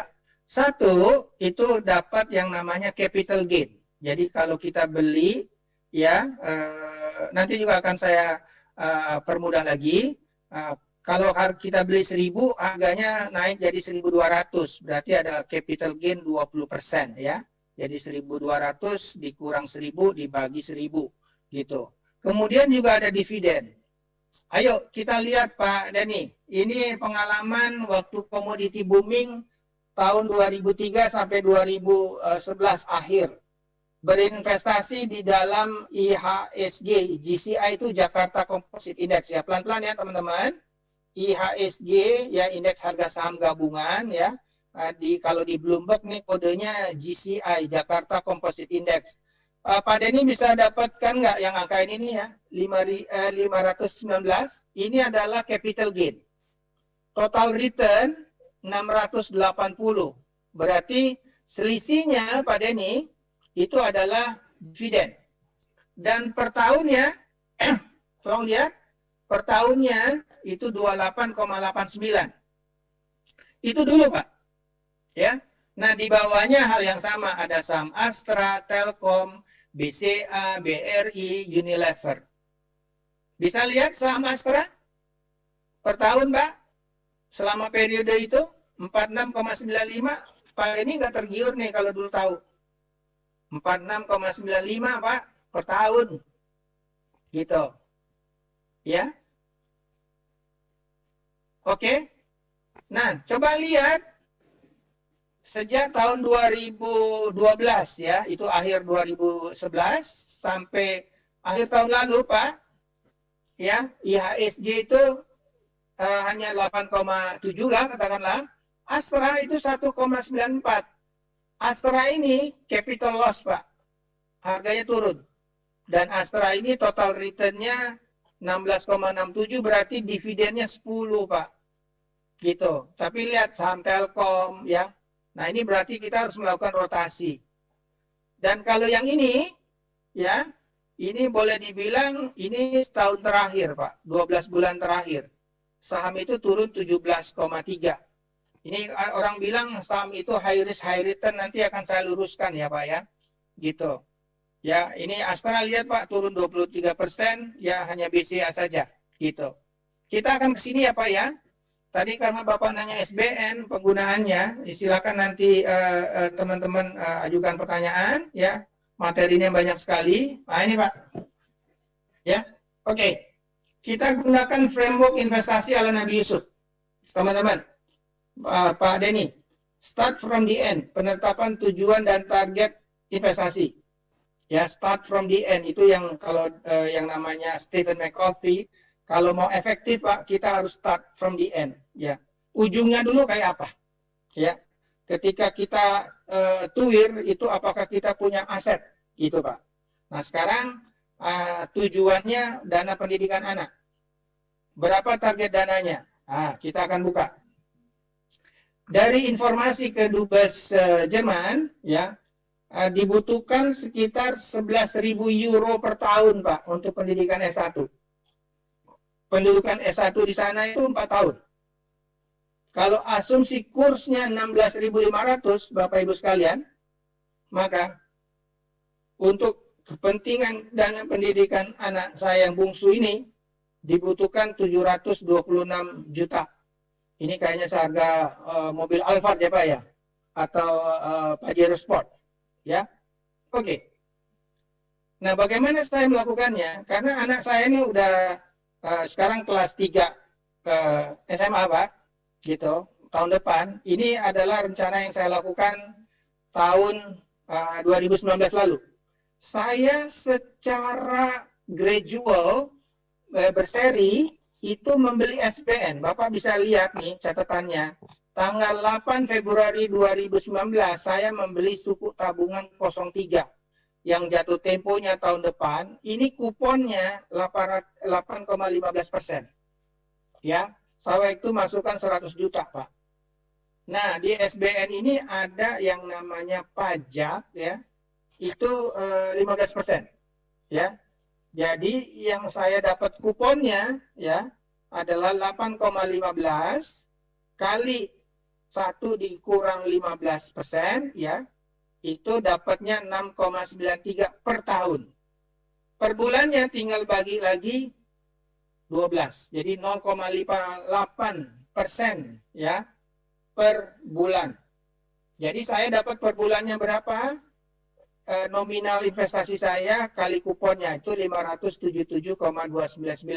Dan ini buktinya Pak nanti ya. Nanti akan saya tunjukkan dari Bank Mandiri karena saya beli di Mandiri ya, gitu. Nah kemudian lihat selanjutnya bulan April saya juga dapat uang, saya masukkan ya dari rebalancing investasi saya di saham misalnya Pak ya. Ya ini saya tunjukkan sebagian aja 200 juta katakanlah, dan ini kuponnya prinsipnya sama. Bapak bisa lihat Pak, ini adalah bukti SMS dari Bank Mandiri ya. Ini persis sama nih Pak. Jadi saya sampaikan bahwa pemerintah itu sangat transparan Pak, dan hasilnya juga bisa dilihat gitu. Ya, saya menikmati kucurannya per bulan. Nanti ketika anak saya mulai kuliah, Pak Denny ya, dana tersebut tercukupkan. Ini ada sebagian, ini saya investasi lewat platform tanam duit ya, gitu. Itu angkanya gitu ya, dapat. Nah ini Pak, jadi di sini saya bilang ke anak dan istri, apapun yang terjadi sama papa ya, Yusuf Irfan Nazir anak kami yang bungsu itu harus ngikut kakaknya kuliah di luar negeri ya. Jadi pokoknya ini aman Pak, saya mengamalkan pokok. Jadi tadi SBN Bapak Ibu sekalian, Bapak Ibu bisa beli langsung atau nanti bisa beli reksadana SBN ya. Itu juga sarana investasi saya. Gitu. Ini kelihatan ya. Jadi nah apalagi kalau kita memahami bahwa suku bunga akan terjaga rendah ya. BI kelihatan juga akan kembali nurunin bunga. Ini ada konsep namanya matching duration Pak, dibutuhkan dana 3 tahun lagi. Ya udah saya invest di investasi yang tenornya 3 tahun, pokoknya aman. Dan selama periode investasi sampai dapat kuponnya gitu ya. Jadi kira-kira gitu Pak ya, yang namanya satu lagi kebetulan saya masih internasional. Ini Pak ada pertanyaan ke bagian Jerman. Oke, Jerman itu produktif lah ya, pokoknya dia karena account surplusnya besar ya. Dan Jerman itu penduduknya menua dan mereka ramah dengan imigran yang benar gitu Pak. Di sana itu kalau nilai kita nggak bagus disuruh pulang Pak. Tapi kita bagus kayak Pak Habibie gitu Pak. Wah, Pak Habibie waktu nggak jadi presiden pun ada teman saya yang ternyata jadi penghubung dengan pemerintah Jerman. Mereka minta dijelaskan di kampusnya kenapa Pak Habibie nggak jadi presiden lagi. Mereka tuh demikian bangganya dengan Pak Habibie ya. Jadi yang namanya Jerman itu pertama bagi saya murah Pak. Ya, ini bagi saya nih dana ini setara dengan saya kuliah di UI kali Pak. Saya lulusan UI Pak, tapi anak saya desain nggak di UI Pak. Mereka harus go international gitu ya. Mereka harus Jerman itu juga pekerja keras gitu di sana ya. Gitu dan ya luar biasa dan saya lebih suka Eropa ketimbang Amerika Pak. Walaupun kantor utama saya di Los Angeles Pak, saya kayaknya lebih enakan di Eropa karena dia punya karakter. Anak saya pas liburan bisa jalan-jalan. Saya akan membahas Mas ya, Mas ya, gitu. Kemudian buat mahasiswa pertama saya lihat tuh ini dulu ya, setelah jadi entrepreneur bagus. Menurut saya investasilah di talenta, terus belajar ya, berpikir kritis ya. Berpikir kritis itu kayak Nabi Ibrahim ya. Nabi Ibrahim itu kan silakan buka di surat Al-An'am, dia itu menguji bintang, bulan, matahari sebagai Tuhan dan dia itu tidak suka yang tenggelam ya. Ini uhibul afilin gitu ya. Dan terakhir teman-teman ya, saya bukan ustadz tapi selalu saya ingat pernyataan akhir Nabi Ibrahim setelah dia melakukan pengujian hipotesis berpikir kritis mencari Tuhan ya. Ini wajahtu wajahiyya lillazi fataras samawati wal ardi hanifa muslima wa ana minal musyrikin. Itu adalah konklusi dari Nabi Ibrahim ya. Itu silakan dibuka surat Al-An'am yang kita abadikan ya dalam doa iftitah gitu ya. Saya akan kemas dulu. Saya yang paling gampang dulu nih sekarang ya. Kenapa yang paling gampang? Ayo kita lihat. Ayo kita lihat bahwa yang namanya SBN itu paling menguntungkan ternyata. Paling menguntungkan. Tidak percaya? Ayo kita lihat sebentar ya Pak ya. Ini saya cari dulu nih di mana, apakah saya keliru dan lain-lain. Nah ini. Ini baru loh Pak. Pak, coba lihat ya. Ayo kita lihat semuanya teman-teman. Ini 60 bulan berarti 5 tahun terakhir. Ini 120 bulan berarti 10 tahun terakhir. Kita coba lihat yang 5 tahun terakhir. GCI, Jakarta Composite Index, itu adalah IHSG. LQ45 adalah 45 saham yang paling liquid. Jakarta Islamic Index adalah syariah, ya, malah minus. Dan Uptrindo, ya, silakan Pak Denny, Uptrindo itu adalah indeks SBN, Pak. Bapak lihat ujungnya aja, teman-teman. Ya, kalau berinvestasi di saham itu kayak mirip dapat deposito per tahunnya, cuma 3,7%. Yang paling liquid 2,46. Islamic Index malah minus. Tapi di Uptrindo, ya di IBF, indeks IBF itu 10,12. Kenapa low risk-nya? Ini risiko negara, gagal bayarnya 0, 0. Nah, ini dia nih, teman-teman, mudah-mudahan tercerahkan nih, ya. Siapa bilang SBN tidak seksi? Saya paling banyak di SBN, Pak, di financial asset. Gitu. Mudah-mudahan mencerahkan ya, Pak Denny. Ya. Nah, 10 tahun terakhir, ayo lihat di sini. Di sini aja lihat nih. Ini langsung dari Bloomberg ya. Teman-teman, ini 120 bulan, berarti 10 tahun terakhir hingga Juli 2020. Pak Denny bisa lihat ya. Ini cursor saya, Pak. Ya. Ini rata-rata per tahun 8,86. Lebih tinggi dibandingkan IHSG, LQ45 yang paling liquid ya, dan kemudian Jakarta Islamic. Gitu loh. Coba. Nah, kenapa kejadian seperti ini? Karena yang namanya di saham itu kita harus melihat daya beli. Daya beli ini ternyata dengan komoditi yang turun, daya beli masyarakat itu melemah. Apalagi ada COVID. Yang paling bagus bagaimana? Ya kita ngelihat ternyata di global pun ya ketika melemah, orang suka di SBN dan SBN kita termasuk yang boleh dibilang menarik bagi investor asing terutama ya. Nah, kenapa kita tidak mencerahkan diri gitu ya? Oke, banyak nih sebentar kondisi defisit.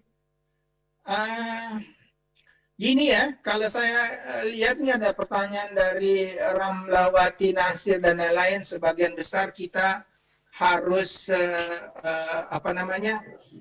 memperbaiki diri ya, perspektif. Apalagi yang namanya Arfan Salihin Amin, investasi di surat utang itu tidak halal. Ya, ini dia nih. Saya tidak akan banyak untuk berdebat dan lain-lain ya. Orang itu sulit membedakan mana hutang mana riba gitu ya. Gitu, hutang pemerintah ada yang syariahnya juga ada ya, dan saya juga sudah menulis seperti ini ya, cukup banyak perdebatan. Saya sarankan kita ini terlalu didominasi oleh suatu pemikiran ya, bahwa katakanlah yang bunga yang ada sekarang itu haram gitu. Itu coba, bunga itu pasti ada di Indonesia. Teman-teman saya statistician, saya ekonom ya, gitu. Di kita Indonesia itu, duit itu terbatas. Pak Denny, dana pihak ketiga dibagi GDP, besarnya ekonomi kita, itu hanya 40%. Sementara di Singapura itu 130%. Mengapa di Singapura suku bunga lebih rendah? Ya karena mereka produktif, duitnya banyak. Kita itu, saya sarankan statnya nih, terutama yang bertanya terakhir, kita produktif dulu lah. Arfan Salihin Amir, ya. Kalau Anda produktif, kalau kita punya neraca berjalan kita surplus, ya berarti kita dapat duit dari perdagangan internasional. Singapura surplus, Jerman surplus, bahkan surplus dengan China. Kita ini defisit.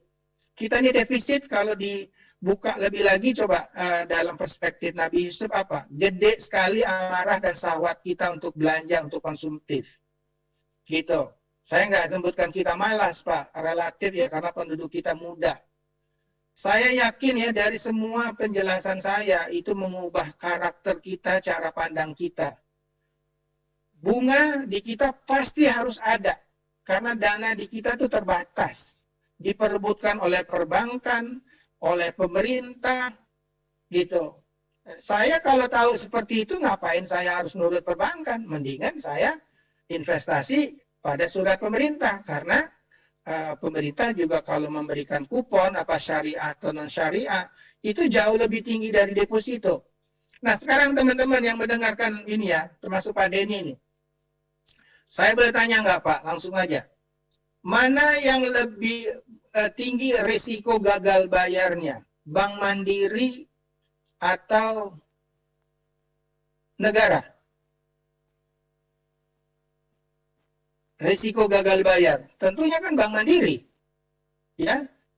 Maka berarti kalau begitu, kalau belajar keuangan, suku bunga Bank Mandiri pasti lebih tinggi dari SBN. Kenyataan bahkan terbalik, suku bunga deposito lebih rendah di Mandiri, lebih rendah dari SBN. Menurut saya itu nggak make sense. Itu hanya bisa terjadi karena masyarakat kita tuh penabung. Nggak paham yang namanya SBN ini. Kita harus tahu batan nasuha dari pemikiran seperti itu. Kenapa kita nggak alihkan ke SBN, dan selama 20 tahun terakhir tidak setetes pun dana saya itu ada di ini Pak, di deposito gitu. Oke, ini ada cukup pertanyaan ya. Saya yang kalau bingung Anda mau mengerti itu bagus ya, silakan nanti kan ada rekamannya ini. Yang semangat produktivitas itu Pak yang harus kita dorong ya. Produktif itu saran saya teman-teman ya, itu startnya dari melihat diri kita sebagai tanaman. Teman-teman tentunya tahu kan surat Ibrahim, kalimat yang baik ya Pak Denny ya. Kalimat yang baik itu kan apa adalah pertama akarnya kuat ya, itu fundamentalnya, pokoknya kokoh ya, batangnya ya itu syariahnya, kemudian buahnya lebat, amalannya itu makrifatnya, itu boleh dibilang hasilnya ya, akhlaknya. Nah itu yang luar biasa saran saya, dan tadi juga saya tunjukkan ya foto saya dengan istri saya Pak ya.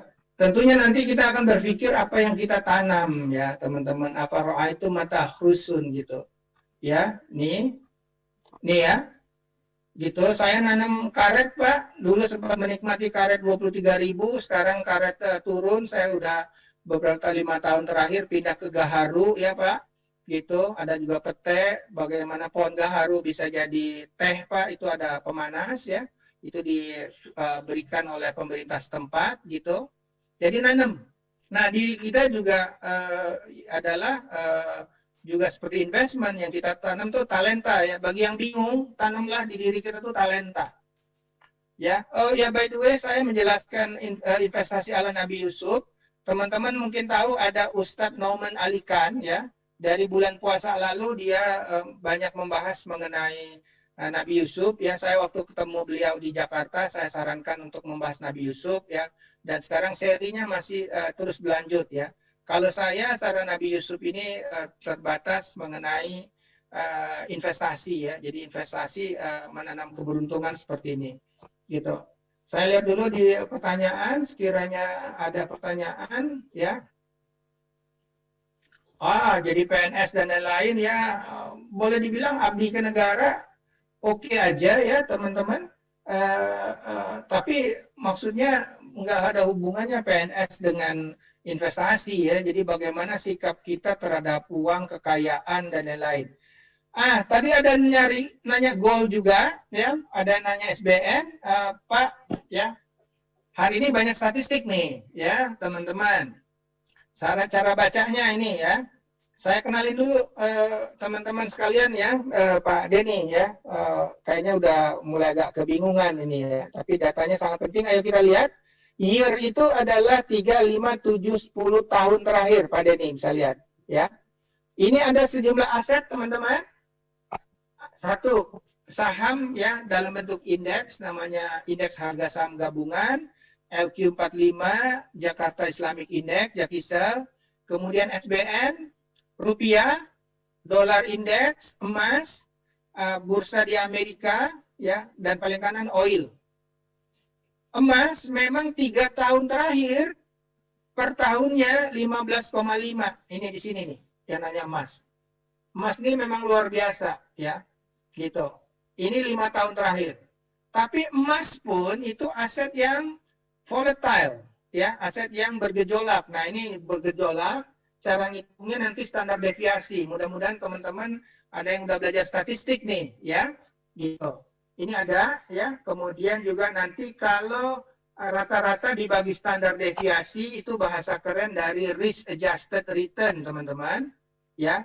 Jadi nanti pilihlah return yang risk adjusted-nya lebih dari 1, ya. Nah, kemudian ini adalah point-to-point perubahan. Jadi emas 3 tahun terakhir itu di dalam dolar itu 55,6%, ya. 5 tahun terakhir itu 80,3 gitu. Nah, ini terbilang besar, ya, bahkan lebih besar dari Asian Bond Fund Index gitu. Ya, nanti kita bisa bahas. Nah, saya mau sampaikan dulu emas, kita bisa bahas, ya. Sebentar, ini ada yang bertanya emas di terakhir bahkan nih. Nah, ini nih. Bagi yang bertanya emas, silakan lihat peraga ini, Pak Denny. Kalau tertarik emas, saya sarankan juga berinvestasi di emas, ya. Yang warna kuning, ini data dari tahun 91. Coba lihat, emas, terutama dari tahun 2018, itu kelihatan paling pesat naiknya, ya. Warna kuning. Nah, saya mau tampilkan juga yang warna hitam, ya, itu adalah sebetulnya itu minyak. Dolar, ya, dolar. Minyak yang warna biru berbintik. Minyak itu sempat tertinggi 139,8 dolar, ya, per barrel. Kemudian turun, ya, terus bergejolak, akhirnya sempat turun nih. Bahwa ini minyak, ya, gitu. Kemudian saham di Amerika, gitu, ya. Kemudian satu lagi itu adalah indeks dolar. Indeks dolar itu seperti siklus, sempat menguat, melemah, ya, kayak bergejolak, tapi terakhir cenderung menguat dan kayaknya ini bakal melemah. Ini peraga ini artinya apa, teman-teman? Bisa dilihat bahwa dulu emas nggak kemana-mana dari tahun 91 sampai dengan tahun 2002 misalnya, ya. Kenapa kejadian seperti itu? Karena orang suka dengan dolar, orang suka dengan saham, ya. emas dulu pernah rally bareng dengan minyak. Ini tahun 2007, ya, gitu. Tahun 2007 emas naik, itu saat itu apa? Karena harga dolar melemah, ya, dan saham juga anjlok. Jadi ceritanya ini menyadarkan kita, teman-teman sekalian, Pak Denny, investasi itu bukan masalah atau emas, atau saham, atau properti, atau SBN, tapi dan. Tinggal proporsinya saja. Ya, jadi kalau misalnya saya untuk jangka panjang, ya saya bisa talenta. Yuk balik ke Nabi Yusuf ya, teman-teman. Investasi untuk jangka panjang apa? Saran Nabi Yusuf itu di talenta.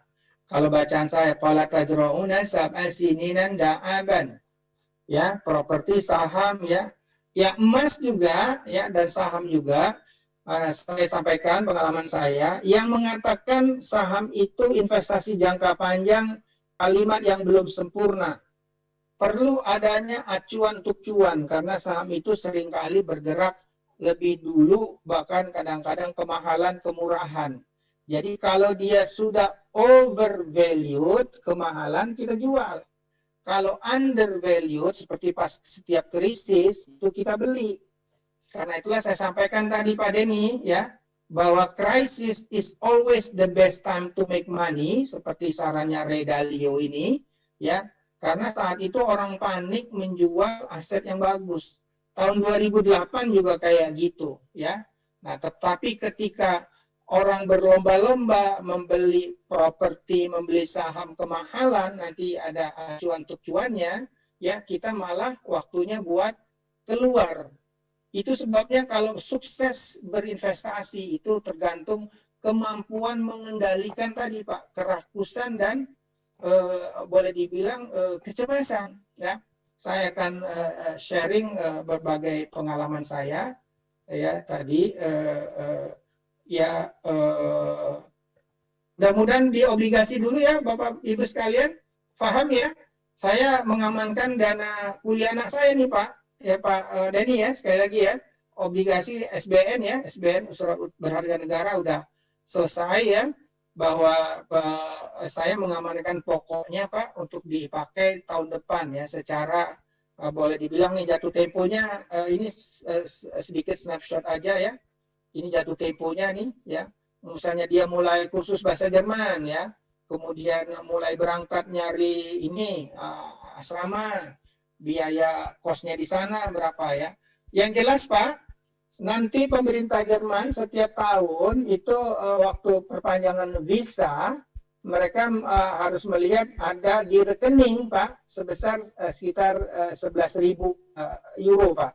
Gitu. Itu dipakai Pak untuk diambil per bulan. Setahu saya per bulan itu sekitar 700 sampai 800 euro Pak yang boleh diambil gitu. Ya, dengan seperti itu pemerintah Jerman melihat bahwa yang namanya si mahasiswa ini punya dukungan keuangan gitu. Nah, saya akan ke frameworknya Nabi Yusuf ya, teman-teman. Ya, yang kedua itu adalah analisis siklus bisnis untuk memproyeksikan imbal hasil dan risiko. Saya ke depan terus terang kurang optimis melihat saham, Pak. Kurang optimis untuk keseluruhan, tapi ada beberapa jenis saham ya yang tetap menarik, seperti saham digital ekonomi misalnya ya, apakah itu telco, saham farmasi misalnya, saham untuk komoditas ini Pak, barang jadi ya, kebutuhan pokok, packaging ya, itu sebabnya di Amerika juga yang naik sekarang tuh digital ekonomi seperti Zoom ya, itu kemudian juga saham-saham perusahaan yang terkait dengan farmasi misalnya ya, gitu.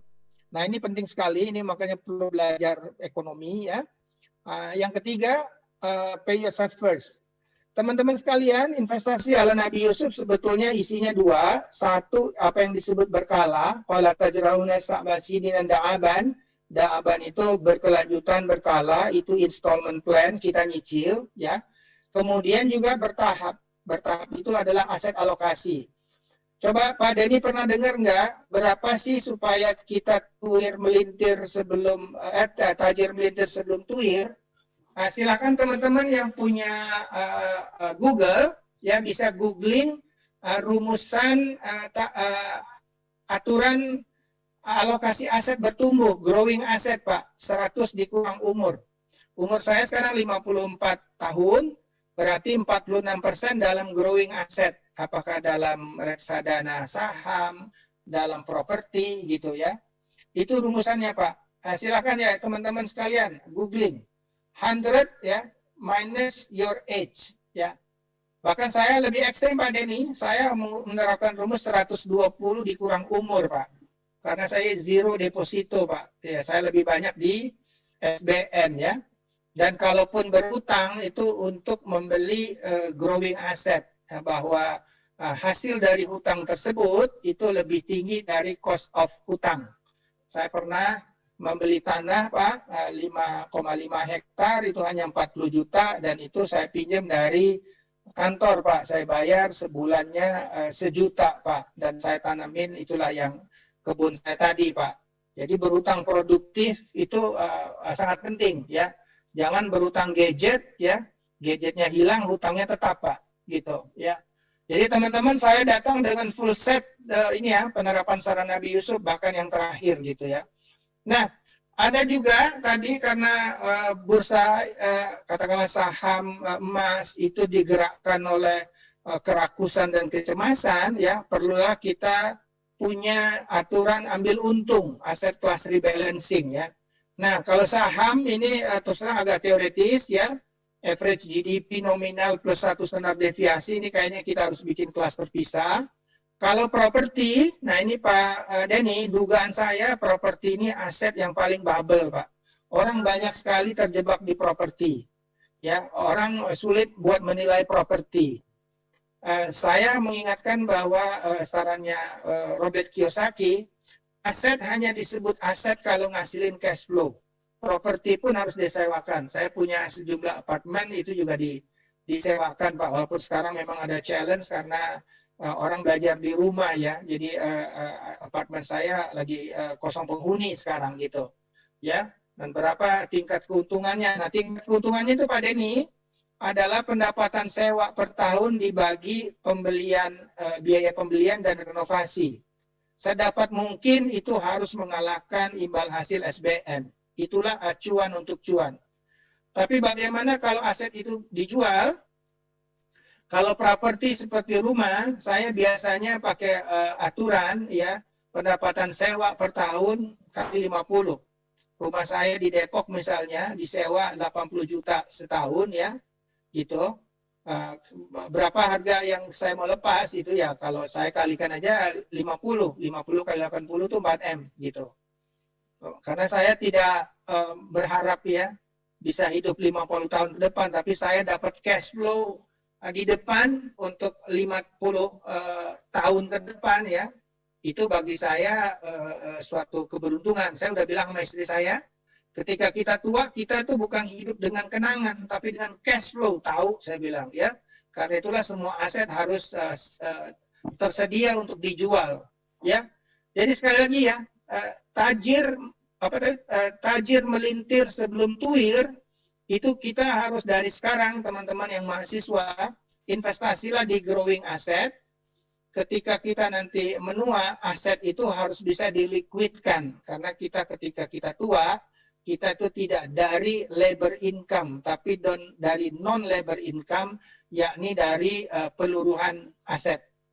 Kira-kira itu Pak Denny, saya sangat mengharapkan sekali ada kritik, masukan, silakan menguji ya. Silakan juga sharing pengalaman ya, supaya kita bisa memanfaatkan ya. Saya sangat terbuka. Inilah framework dari strategi perencanaan kemakmuran ala Nabi Yusuf ya. Ada 3 tahapan: growth, protection, distribution ya. Growth dengan reksadana saham, talenta, properti ya. Kemudian ketika kita masuk usia pensiun, yang mendekati pensiun, proteksi itu paling bagus dengan SBN ya. Kemudian bagaimana hasilnya dimanfaatkan sepanjang hayat ya, itu distribution namanya ya. Nah, Pak Denny bisa lihat itu ada piramida sebelah kanan ya. Nah, piramida itu mirip sekali Pak, siklus hidup kita. Bagaimana dari awal kita menanam sampai puncak, puncaknya kemudian kita bisa pertahankan nggak turun, ya. Kemudian kita manfaatkan sampai kita wafat ujungnya, itu adalah distribusi. Growth protection distribution kelihatannya tersembunyi, terisyarat di piramid itu Pak ya. Walaupun menurut saya membangun piramid 20 tahun ya, menurut salah satu sejarah, ini adalah pemborosan keuangan negara ya, gitu. Jadi kita perlu boleh dibilang berinvestasi di hal-hal yang sangat produktif ya. Dan ini juga saya tunjukkan teman-teman sekalian bagaimana inklusifnya saran Nabi Yusuf ya. Itu juga ada di Kejadian 41 ya. Saya sendiri sekarang lagi membantu pembentukan sovereign wealth fund di Indonesia. Kemudian kalau versi Al-Qur'annya life cycle investment ya. Itu yang sejauh ini saya sudah jelaskan. Silakan, sekiranya ada pertanyaan, ya nanti materinya ada yang minta materi, tentunya ini akan kita berikan. Terima kasih Pak Denny.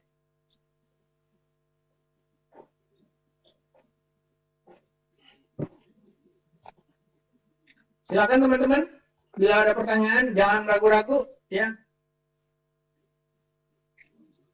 Lingkungan gaya hidup, betul ya Mas Anonymous Attendee ya.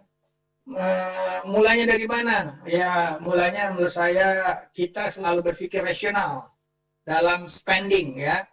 Jadi harus bertanya apakah ini pengeluaran ini perlu. Saya sih biasanya di rumah sangat toleran kalau anak saya bilang pengeluaran ini investasi. Pak, Dina pengen iPad katakanlah ini karena mau bikin sketch gitu ya, itu lebih gampang. Tapi kalau konsumtif itu biasanya saya langsung kelihatan Pak, nggak gitu suka. Silakan Pak Denny, teman-teman. Ini banyak sekali sepertinya ya Pak Budi pertanyaan yang sayangnya nih waktu kita sudah hampir menjelang akhir nih Pak Budi. Oke. Mungkin nanti pertanyaannya boleh nanti kami rangkum, kami kirim ke Pak Budi secara terpisah, nanti bisa dijawab Pak Budi, boleh? Oke, kita berapa menit lagi Pak? Ternyata sampai jam 11 ini acaranya Pak Budi. Jam 11, oke. Kalau gitu saya masih ada waktu sedikit buat membahas pertanyaan. Oke, Ya, saya ada pertanyaan dari Syarif Hidayatullah ya. Anda bisa membeli SBN ya. Itu namanya, catat dulu ya, Anda bisa beli namanya Index Asian Bond Fund ya. Anda bisa masuk ke link.bahanatcw.com ya. Saya juga investasi di situ ya. Jadi beli SBN itu nggak seperti yang ada di lelang, tapi kita beli yang sudah dipasarkan ya. Itu kita beli. Ada linknya Pak Budi? Kenapa? Ada linknya yang bisa ditampil. Saya tulis ya, saya tulis link bahanatcw.com ya. Nanti pilih yang namanya Asian Bond Fund Index. Ini adalah indeks obligasi yang biayanya sangat murah Pak, sangat murah. Dan ini adalah satu-satunya mandat internasional yang kami peroleh ya, dan yang kami kelola. Jadi bagaimana bank sentral, 12 bank sentral itu saling berinvestasi di obligasi masing-masing negara, dan ini sangat menguntungkan gitu. Tadi saya sudah tunjukkan ya, teman-teman, SBN itu udah risikonya negara ya, minim ya. Sebentar, ini saya kok nulisnya ke all analyst dan attendee ya, sebentar ya. Link bahanatcw.com ya, cari yang namanya Asian Bond Fund Index. Ya Pak Denny? Ya. Sudah terlihat Pak Budi. Sudah terlihat ini. Oke, ini ada pertanyaan lagi. Investasi buat pemula, pelaku UKM. Ya saya nyarankan begini buat pelaku UKM ya, dunia sudah berubah. Jadi Bapak tentunya ya, belajarlah, manfaatkanlah digital ekonomi ya. Jadi nanti beraliansi dengan perusahaan logistik, bisa kirim barang ke Surabaya, kemana dan lain-lain ya. Jadi manfaatkanlah teknologi boleh dibilang komunikasi dan logistik ya. Jadi itu yang harus kita lakukan. Ada beberapa, menurut saya masa depan Indonesia tetap bagus ya. Sekarang itu Pak Denny dan teman-teman sekarang itu namanya crisis in the West but affecting the rest. Krisis kita tuh nanti 2030 ketika kita tuwir tapi sebelum tajir. Itulah sebabnya mudah-mudahan dengan keberkahan hari Jumat seperti ini, kita mari dalami saran Nabi Yusuf ini luar biasa. Sekiranya dibutuhkan teman-teman, ya silakan nanti Anda kontak saya lewat ini. Anda ya, nanti masuk juga komunitas Nabi Yusuf. Nah ini, ya kita punya Zoom juga, ya rutin biasanya. Dan ini saya dedikasikan untuk kita belajar semuanya investasi ya. Demikian Pak Denny. Ya. Terima kasih sekali Pak Budi Hikmat, luar biasa ini pencerahannya hari ini. Alhamdulillah di Jumat Barokah ya Pak Budi ya. Insya Allah Pak. Ya, kalau boleh saya sedikit simpulkan beberapa hal yang memang tadi panjang lebar sudah disampaikan oleh Pak Budi, bahwa kita harus nanti saat tuwir itu sudah tajir Pak ya. Jadi nggak boleh tuwir dulu nih sebelum tajir gitu ya. Jadi kita harus pandai-pandai untuk berinvestasi, kemudian investasi yang dipilih juga harus yang memang menguntungkan. Kemudian yang luar biasa lagi, kalau kita sebagai kaum muslimin ini sebenarnya ajaran Nabi Yusuf kita ya, Nabiullah Yusuf alaihissalam ini sudah mengajarkan yang hebat gitu ya, untuk kita bisa melaksanakan sunahnya, bisa tajir saat tuwir nanti, bahkan sebelum tuwir juga sudah tajir nih. Jadi mudah-mudahan apa yang kita diskusikan Pak Budi Hikmat, mohon izin nanti mungkin baik dari kami, dari peserta ingin menghubungi Bapak nanti lebih lanjut untuk bisa difasilitasi ya Pak Budi Hikmat ya. Ya. Ya. Saya juga ada Facebook Pak, ada Facebook, berbagai materi ada di sana. Ya, nanti juga ini lagi di studio saya juga kita akan semua materi ada di sana. Materi ini pun terbuka. Sebentar, mohon maaf Pak, saya mau sharing dulu linknya. Baik. Atau silakan Pak. Di sana boleh ini ya, silakan dibagi teman-teman sekalian. Nah, tapi dalam kesempatan kayak gini, sebentar di sana sholat Jumatnya jam berapa Pak? Jam 12 lewat sedikit Pak. Ya sedikit ya, sebentar saya, teman-teman sekalian yang hadir, silakan bisa di-copy, ya ini materinya, dan materinya ini sangat lengkap, ya silakan kalaupun ini memberikan inspirasi untuk bikin skripsi misalnya, kalau meminta saya untuk jadi pembimbing tambahan lah katakanlah ya. Jadi ini juga tersedia ya teman-teman nih. Saya sharing ke semuanya. Iya, terima kasih sekali nih Pak. Akan coba diklik toh. Coba saya minta Pak Denny bisa klik nggak itu? Ada itunya apakah tembus ke saya punya Google Drive? Ini mungkin? Ya. Dapat Pak, materinya persis sama. Sedang loading sebentar.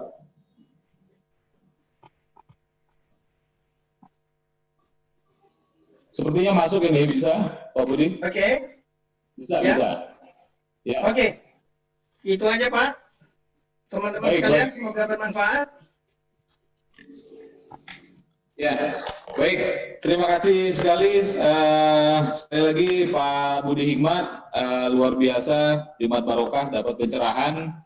Dan terima kasih juga kepada Bank Indonesia, OJK, Asbisindo, MES, kemudian panitia-panitia Festival Syariah Sulawesi Selatan yang untuk pertama kalinya ini kita mengadakan acara via daring. Mudah-mudahan kedepannya kita bisa berkolaborasi lagi dan mungkin bisa diberi kesempatan untuk berdiskusi lagi lebih jauh ya Pak Budi Hikmat ya. Siap, Pak. Mudah-mudahan berkeberatan untuk bisa berdiskusi lebih lanjut. Mungkin itu yang bisa saya sampaikan. Terima kasih Pak Budi Hikmat, rekan-rekan peserta. Saya akhiri acara kita hari ini dengan Ucapan alhamdulillahirobbilalamin, wabillahi taufiq wal hidayah. Wassalamualaikum warahmatullahi wabarakatuh.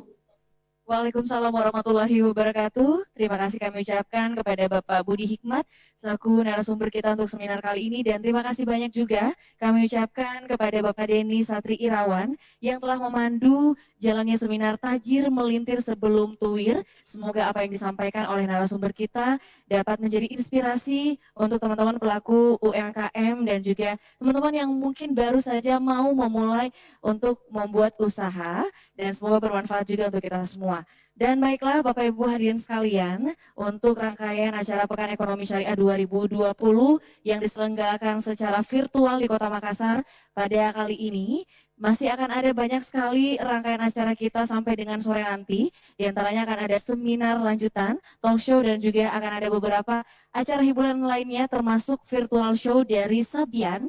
Untuk itu kami harapkan Anda tetap bersama dengan kami di segmen acara berikutnya. Kami juga menginformasikan untuk Anda yang mungkin baru saja bergabung bahwa informasi lebih detail mengenai rangkaian acara kita selama 3 hari ini sampai dengan tanggal 15 besok akan ada informasinya melalui xsharesulsel.id, atau Anda dapat langsung melakukan scan QR code di samping saya ini untuk bisa mendapatkan link untuk join ke seluruh segmen acara kita.